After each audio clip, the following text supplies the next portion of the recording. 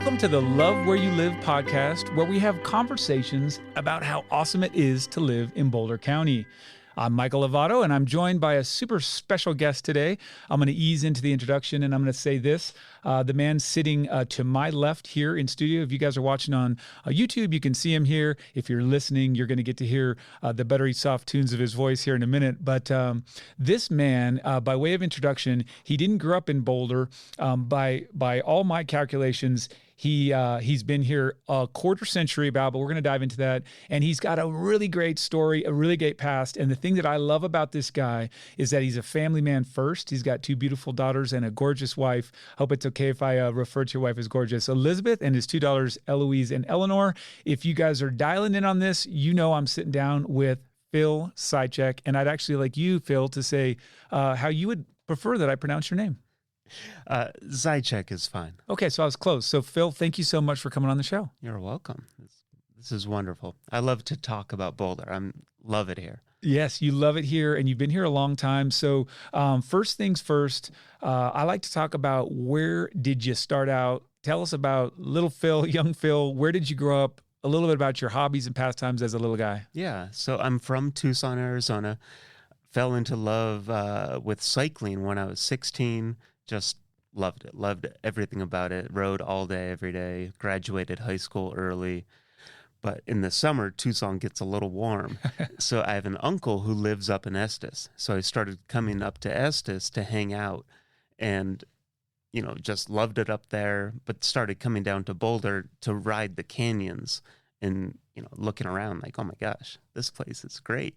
So then I got a place in Boulder and this, kind of became home base for all the cycling. Okay. So am I right in assuming, were you born in Eugene, Oregon? Did I read that correctly? That is correct. So you were born in Eugene, Oregon. You moved to Tucson. Couldn't be any more different there. Dry, wet climates. Yeah, very. How quickly did you get to Tucson? We'll just quickly, I'm curious. By way of Boston. So I grew up outside of Boston. Okay. And then moved to Tucson when I was 15. Okay, 15. And so you're 15 years old. You're riding the bike in Tucson. You start to be pretty good at it. Am I right? Yes. Came out and won my first race. Started doing the shootout, which I think you know about, a big training race.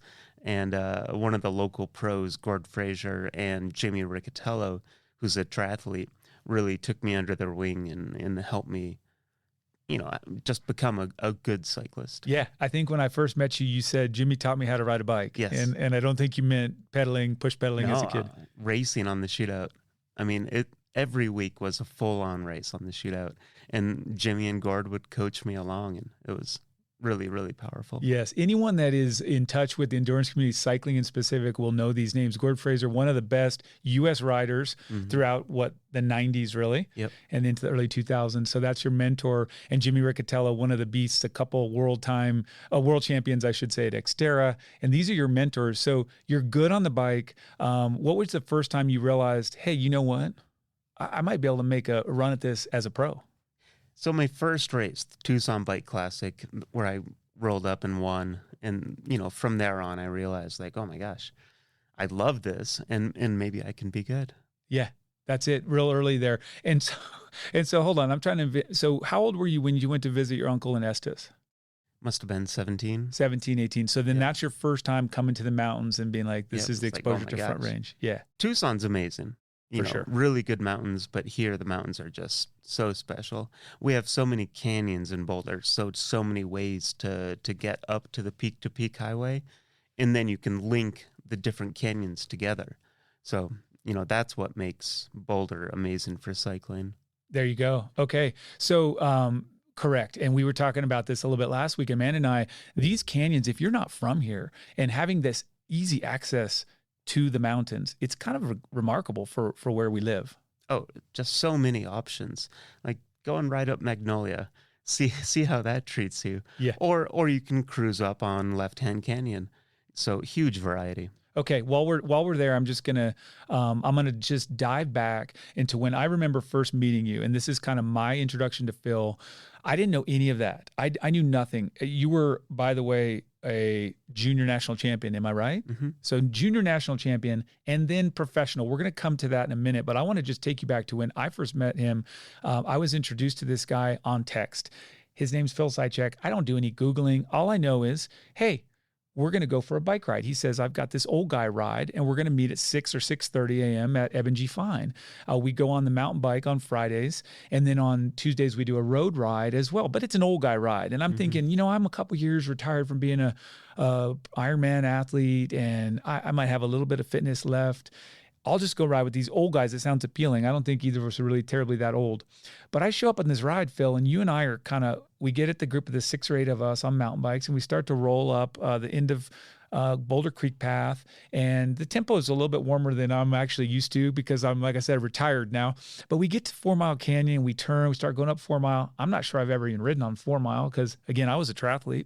I spent my time on the basic roads. We start to climb up, and you and I are just chit-chatting. Oh, my gosh, this is going to be so much fun. And you say something like, I didn't really do much mountain biking when I raced. And I'm like, me neither. Oh, you used to race. That's the first time I knew that you had a racing background.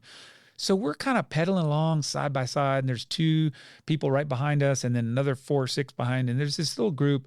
Well, we start to kind of distance ourselves a little bit, and you're just chatting away. Couldn't be any nicer. Not tooting your own horn, not talking about the accomplishments you had or anything that you've done. But we're riding along, and I start to think, man, I may be in a little bit of trouble. Like, this is not your average old guy ride, okay? And we pop up, get to Patasso. We go down the link. So we go down the link. Can you tell us what the link is at the beginning? From down to Canyon? That's right. Oh, man. Well, yeah, down to the Patasso Trail off of 4 Mile. Oh, that's super fun. Super fun. Super fun, twisty. You basically go down a set of stairs that are about 20 stairs, and these guys just roll down the stairs, no problem.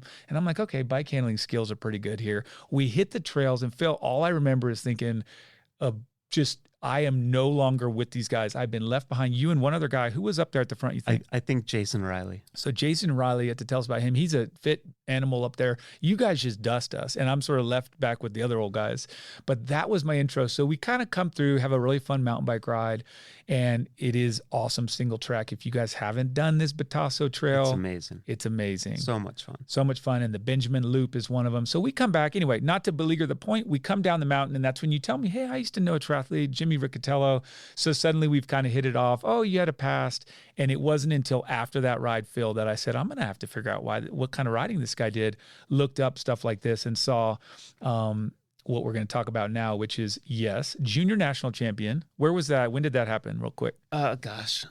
97, I think. And it was Criterium national champion. Oh, Criterium. Oh, even. Yeah. So the time trial and road racing was my thing, but in the Criterium, ended up getting away with a couple guys in the rain, which I love the rain. And these guys just lost them. Just lost them. I love that. That was in Wichita, I think. Okay. Nice. So national champion, you kind of go on into bigger and better things. You start to progress as a professional. One of the things that I remember hearing about after, I think I heard about it on the spot, but again, I didn't put 2 and 2 together. You beat Lance Armstrong and Levi Leipiner in their peak in 2009 at the Tour of Gila down in New Mexico. Yeah. So the whole team, their whole Trek team came to Gila as preparation for the Giro, which they both did reasonably well in the Giro. But on the big Queen stage, the big mountain stage, it came down to the 3 of us, and I was just barely able to outsprint them. Very humble, barely able to, but you beat him. That's kind of a cool thing. Did that give you a lot of confidence as you're in that, knowing that this is right in the mix when Lance is winning all his tours? Yeah, it was amazing. And my wife was in the follow car. Nice. So she was able to see it all firsthand. Yeah, it was really special. So fun. I love that. Those memories are the best. And okay, so we're gonna cut to exactly when you moved to Boulder, and this is a little bit more of, we talk about this with all of our guests. Kind of just want to know, you came here, you said via Estes, you popped down and checked out Boulder, but when did you decide that moving to Boulder was going to be your gig? You're going to come here full time? Yeah, it was in the 2000s. I was still traveling a lot, so getting to see the world, and I really made a conscious choice. Like, if I'm going to start a family, it's in Boulder. This place is the best. Okay, so when you were picking Boulder, it was already thinking down the road for family, not thinking for cycling. Yes. Okay. Yep. Tell me more about that. I mean, how did you know? What was it that kind of gave you that insight? Oh, just for a child, the ability to grow up here and have the exposure to the outdoors and the seasons, it's, and be surrounded by other athletes. I love that. It's incredible. I love that. Okay. I hadn't heard that. I didn't guess that. So, what year did you move here then? Call it 2000. 2000. Okay. So about 24, 25 years ago. And you came here. What were your first impressions after you moved here? You've got a place. Where was your place? And what were you thinking kind of on a daily about being in Boulder? So I was living with a friend up North Cedarbrook. But really what struck me about Boulder was how many fit people are here. Yeah. Like, I was, pretty good at cycling and I would be out riding and some grandpa passes me. It's like, where are we? Yes. Yeah. So that really struck me. Okay. That's great. North Cedarbrook. So that's up Pine Brook Hills, right? Yep. Go up Linden and you're up there kind of in the hills. Yep. Did you ride your bike home every day or were you driving a car? No, I was biking. You're biking. I really don't like to get in the car to go for a bike ride. Yes. Okay. Correct. I know. So another little story when I was first getting to know you is you were you were one of sort of the first, I would say, in our town to really adopt a bike as a way of getting around, had the girls up in the front of that. What's that kind of bike called? Yeah. So that was a bucket bike. Bucket bike. So he's got the kids up front, both of his girls in the bucket up front, kind of like my wife. And come on. Yes. You had all three of them. All three of them. That's the kind of legs we're talking about here. He's pushing 3 women in the front, 2 girls and his wife. Boulder is made for biking. It really is. So as a family bike to get around with that bucket was perfect. Okay. All right. That's good. So this one's a tricky one because you have to think back to 24 years ago. But if you had just 1 or 2 things that you loved, top 2 things that you loved about Boulder then, because we like to compare it to now, see if it's the same.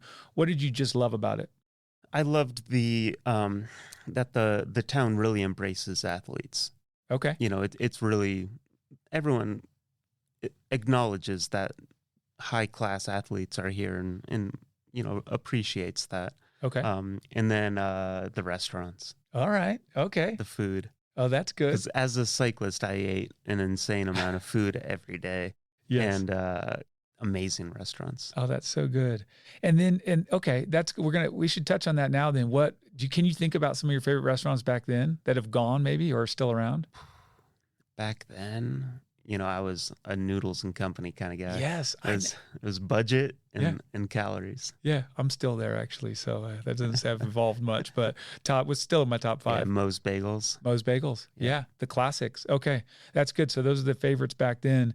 What about, was there anything when you became a Boulder resident, Boulder County is now your jam. You still spend a lot of time in Tucson, you travel, but what was it that surprised you? You're like, I did not expect to come here and have this. Anything come to mind? So Boulder, how tough it is to leave Boulder. Okay. Like people talk about the Boulder bubble. I'm like, yeah, Denver's down the road. Yeah. I don't leave Boulder. Yeah. That's fair. I'll go to a Broncos game once a year. Yeah. Our favorite restaurant is in Denver, Beacon. Okay. We'll go there once a year. Once a year. So you're out of Boulder a couple times a year. That's it. Had the girls ever said, can we go to the zoo, Dad? We take them to Colorado Springs. Okay. Has the best zoo. Okay. That's right. What's that one called? Cheyenne Mountain. There it is. That just came to me. So we will go down for that. Okay. All right. Good. So you don't leave Boulder. So you were surprised in like, hey, I don't want to, don't really need to leave Boulder. Okay. Yeah. Good stuff. I love that. That's a good answer. And then if you were just kind of to pinpoint something down, you had the option of going anywhere. You already said one, you wanted to raise a family here, but what other things really caused you to stay in Boulder? I mean, I think we're kind of hitting them all, but the main thing for me is the weather, the ability to see the sun so often. So coming from Tucson where you see the sun, every day. Yeah. 352 days a year, I'm sure. Sometimes more than you want. You're like, I get a little break from the sun. Gosh. For sure. So Boulder being so sunny, like we'll get 6 inches of snow and then the next day is 50 and sunny. Yeah. So it really is perfect. Really caters to the outdoor crowd. Yeah, the weather and the outdoors keeps being the theme here with Phil, and I couldn't agree with you more. And then, so this is interesting. A lot of times people come and they've been here 2-3 years and they say, man, I can't believe this has changed or that's gone. But for someone who's been here a quarter century, 24, 25 years, what's the biggest change you've seen? Could be positive or negative, but what's the main difference you're seeing in Boulder now to then? Well, I'll speak from a personal standpoint. I don't really bike that much anymore and I trail run.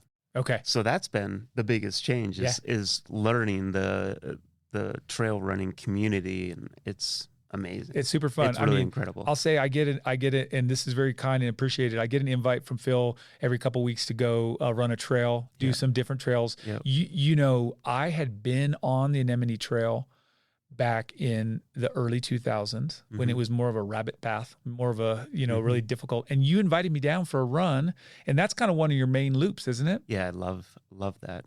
But this summer, you're coming with me on the Skyline Traverse. Okay. That is my favorite. Okay. You just heard it here. It's incredible. He invited/challenged me to do the Skyline Traverse with him. So that sounds awesome.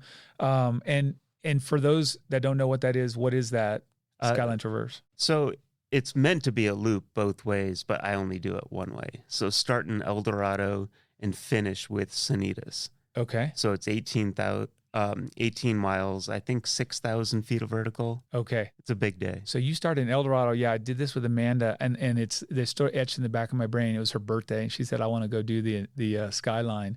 So you go up what's the first? Bear Peak. Green, Flagstaff, Sanitas. Okay. South Boulder.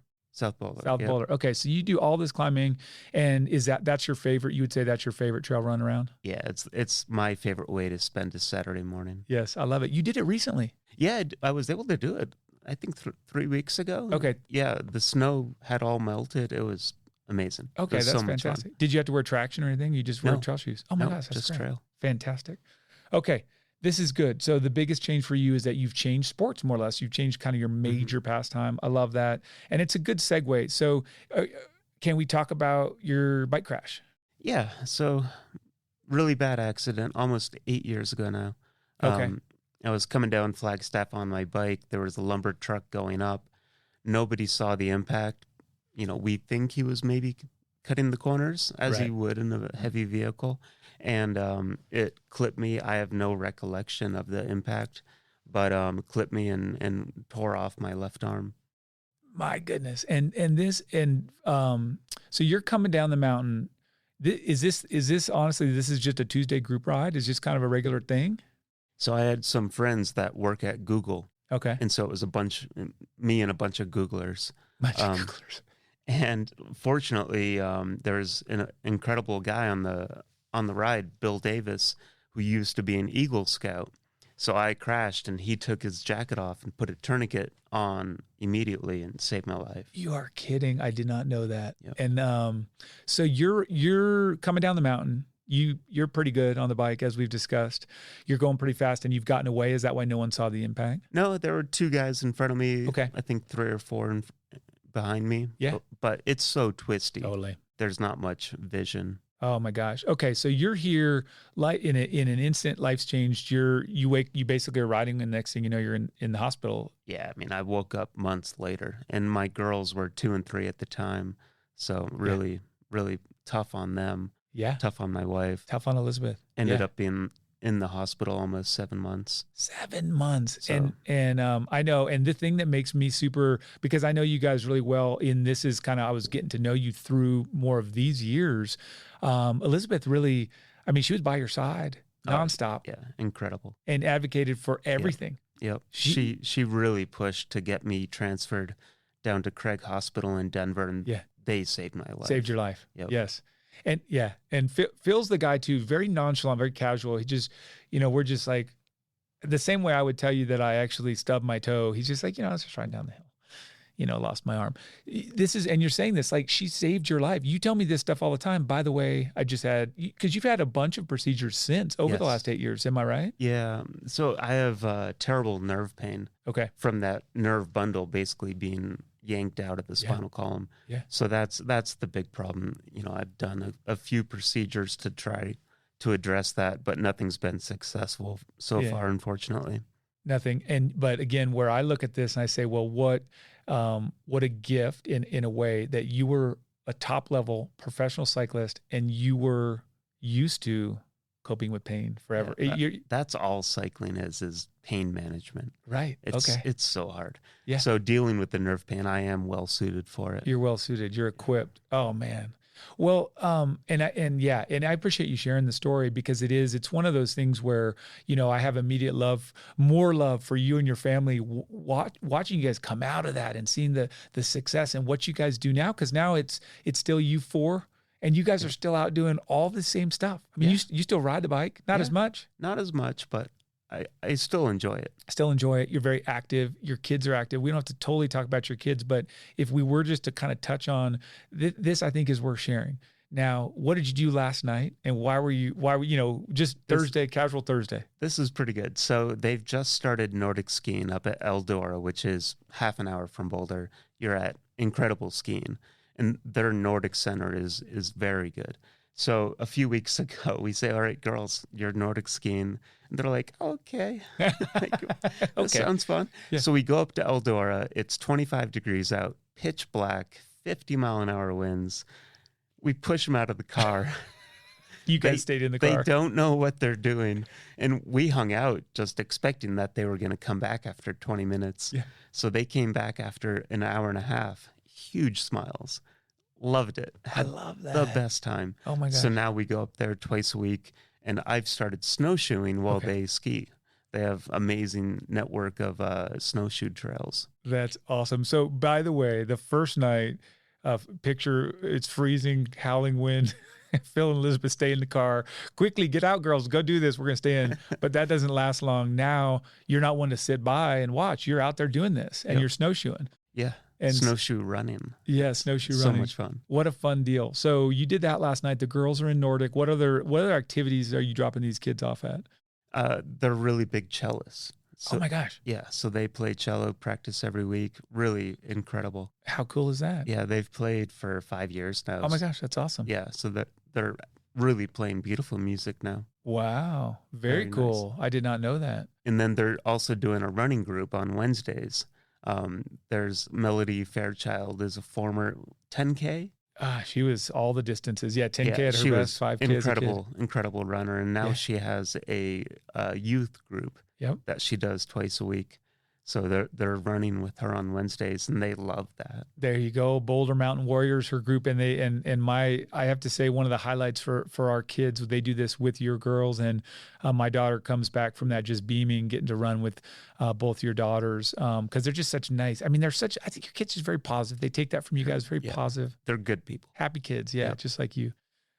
Okay, so you're doing the snowshoe. You made me think of something else on that. Well, by the way, for those of you listening, I'm going to say this out loud so you hold me accountable. We're going to get Melody Fairchild on the show. I think she'd be a good guest. Yeah. That's my goal. I haven't asked her yet, but we're going to do that. So if you guys know Melody, make sure you peer pressure her into coming on our show. So we've kind of naturally come into the current life, and this is something that fascinates me. You came from a cycling background. You've been experienced. You've talked about how much you love the outdoors, how much you love the restaurants here, the exposure to the athletes, and everything that Boulder has to offer. What do you do for a living now, and what made you pick that profession? Yeah, residential mortgages. I've been doing it 12 years now. And when I stopped cycling, I didn't go to college. I just raced my bike. Yeah. So I didn't have a firm plan in mind. But I met Eric Kiter, who owns Boulder Lending Group. Yeah. And he's a former cyclist. Yeah. So we kind of bonded over that. And he said, just come work with me. See what you think of it. So I worked, in his office under him for 2 years, learned the business, and then, after 2 years, I decided, I'll become my own loan officer, and just fell in love with the loans. I really enjoy it. There's all the math involved, but I love the human aspect of it, getting to know the people moving here, creating friends. So many of my clients are still good friends. There you go. And at the end of the day, being able to help people. Yes. As you know, in real estate, finding that right home, finding the right mortgage, and just helping a family is really rewarding. I couldn't agree more, Phil. I think that we share that in common, just the people aspect. So when 12 years ago, that's a long time in the industry. Do you feel like at this point, when you're going out there, are there challenges that you're still not used to facing? Are there things that you would talk about, say, hey, this is hard, this is great? Anything that you kind of specifically deal with on the daily with with your job? Yeah, so the challenge now is the price of Boulder has gone up drastically. So it's really difficult for that young family to buy a house in Boulder. Yeah. So dealing a lot more with Lafayette, Louisville, and just the interest rates, of course. 3% was really nice. Yeah, And it was kind of fun. 8% is really hard. Yeah. Fortunately, we're in the sixes now, and I think it's going to continue to trend downwards. Excellent. Yeah, for sure. Well said. And as we look at this, so you're that's actually how we met. And I think I referenced it before. I think either we were introduced via Amanda, or you were at a closing either on her side, the other side, either you represented her buyer or other side of the closing table. She got to know you, and we kind of she brought you into the fold, or you brought us in. But that's pretty cool. And folks, like, look him up if you guys are looking for, because I've done some great transactions with Phil, and this isn't a sales pitch, but what I always look at is this guy is a caring, likable guy. And in this industry, what you really want to know, like, and trust the person. Yep. Right. And so get to know Phil. I'm sure you're going to like him, and he's super, super good at what he does. All of that being said, I want to cut to this. So we talked about what you do for a job. We talked a little about your family, and then I'll ask you this just really specifically. What, if you just had to name, what is your absolute favorite hike, just walk? Like, you may take the girls, maybe we've all heard of this. Maybe it's a very controversial subject here, but what's your favorite hike out there in the Boulder County or Front Range area? It could be anywhere nearby. Well, we already mentioned Skyline Traverse. That's a bit big. Yeah. I would say Sanitas. Okay. Yeah. Okay. Sanitas it's so hard. It is so hard. It's so hard. But it's beautiful. Yeah. Just gorgeous. Yeah. It's hard, but it's kind of what you put in, right? I mean, it can be, you can go easy. You can walk it, take it easy. Yeah. Okay. You can think you're doing great. Look at the Strava times and see that somebody is 12 minutes faster. Yeah. Like, oh, there you go. Oh my gosh, 12 minutes. And it took me, exactly. Twice as fast as me. Right. That's Boulder for you. And then, okay. So then fun stuff. Talk about your favorite trail. We talked about already your favorite run. You gave me that on the Skyline, favorite run. I want to know now, what is your favorite coffee shop in Boulder, period, or Boulder County? Because at Boulder County show, we cover all the areas. I love Belize. Okay. Yeah. So that's close to my house, but it's a great vibe in there. The owner is amazing. Yes. Always back there making the coffees, saying hello. Yes. Yeah. Belize. Greg, right? Yep. Greg at Belize. Yep. There you go. So right there, folks, if you don't know where that is, where is that specifically? So that's Broadway and Alpine. Right at Broadway and Alpine. Okay. Next to KT's and Moe's. Next to KT's and Moe's. So that brings up this question. What's your favorite restaurant? Back in the day, it was Noodles and Company and Moe's. What are you going to register best Boulder County restaurant for you? So taking the wife to Frasca this weekend. That's pretty special. Amazing. Yeah, we're very excited. Yeah. Nice Valentine's Day. Totally. Good for you. Audrey Jane's Pizza Garage. Okay. Is the best pizza in town. Okay. For there sure. You go. Okay. Love going up to Carita. Okay. Have a drink at Carita. The view of the Flatirons is amazing. Yeah. I hope everyone's taking notes. And Stella Cucina. Oh yeah. Tell me about that. We went there, and I don't know really where'd that come from. So good. Yeah. Yeah. It's just like you walk down Walnut, and there's a little S on the door. Yep. No signs. Boom. You pop into this looks like a little speakeasy, almost hidden restaurant, right? Yep. Stella. Yeah. You walk in and just incredible food. I just want to call you out, Phil, and say, when I asked for favorite restaurant, you gave me 4. I love that. That is typical of Boulder County and very good. So good choices. Frasca Food and Wine. That one. For your really nice out, right? That's like spend a few hours out, special occasion. Stella, check it out. Audrey Pizza Kitchen. It's actually right behind Beleza, right? Exactly. Yeah. So over there off 13th at Alpine as well. Great stuff. And then what about all the people that want to keep following you, Phil? They love what they've heard. They want to work with you maybe. They want to follow you on Strava. Do you want to share with everyone social medias, any sort of accounts that you want people to be aware of? Let's go with just my website, PMZ Mortgage. PMZ, what's that stand for? Philip Matthew Zajicek. There you go. So PMZ Mortgage, this is Phil Zajicek. And I would say still it's fun to follow him on Strava, get some inspo. You can also see some of these hikes we've talked about. And then, of course, you got a little social page on Instagram. By the way, and this is a big by the way, if you guys are interested, his wife, Elizabeth, incredibly beautiful eye. She does design work, and she's super talented, an amazing individual. You get around her, it's just like Phil, you're going to have a big smile on your face the whole time. So I just want to give a nod to Elizabeth. We love her as well. She does great work. So if you ever look for stuff like that too, I'm sure Phil will steer you towards her. She's incredible.